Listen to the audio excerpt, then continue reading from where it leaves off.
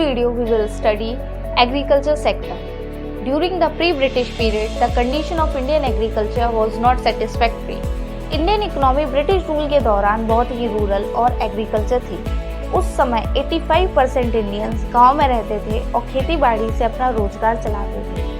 इतने सारे लोग एग्रीकल्चर में लगे होने के बावजूद भी इंडिया सेल्फ सफिशिएंट नहीं था फूड प्रोडक्शन और रॉ मटेरियल प्रोड्यूस करने में। And here's the question arises, ऐसा क्यों था?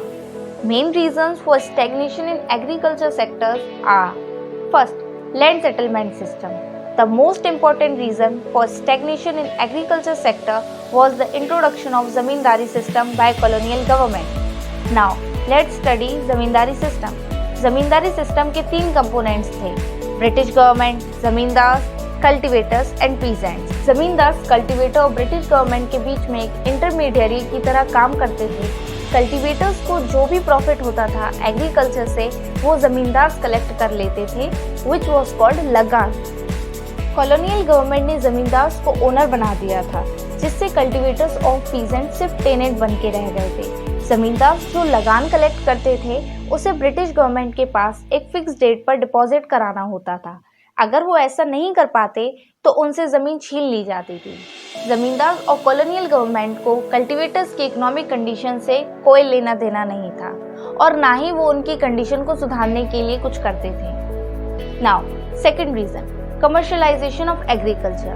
Commercialization of agriculture means production of crops for sale in the market rather than for self consumption. British rule के दौरान फार्मर्स की इकोनॉमिक कंडीशन बहुत ही खराब थी. ब्रिटिश गवर्नमेंट इंडियन फार्मर्स को ज़्यादा प्राइस दे रही थी कैश क्रॉप्स प्रोड्यूस करने के लिए, जिससे बहुत सारे फार्मर्स कैश क्रॉप्स प्रोड्यूस करने लगे. थ्रू दिस ब्रिटिश गवर्नमेंट ने बहुत ही चालाकी से एग्रीकल्चर सेक्टर को कमर्शलाइज कर दिया था ब्रिटिश इंडस्ट्रीज की रॉ मटेरियल की ज़रूरत को पूरी करने के लिए. As a result low production of food crops, India को बहुत बार भुखमरी का सामना भी करना पड़ा. Third reason, low level of productivity. के दौरान एग्रीकल्चर सेक्टर में ना ही कोई टेक्नोलॉजी का यूज़ किया जाता था प्रोडक्शन के लिए और ना ही कोई इरिगेशन फैसिलिटीज़ हुआ करती थी और ना ही फर्टिलाइजर्स का यूज़ होता था, जिसकी वजह से एग्रीकल्चरल प्रोडक्शन बहुत कम होता था. And here's the second question arises, why this happened? Let's know. First, use of outdated and old technology. Second, dependency on rainfall.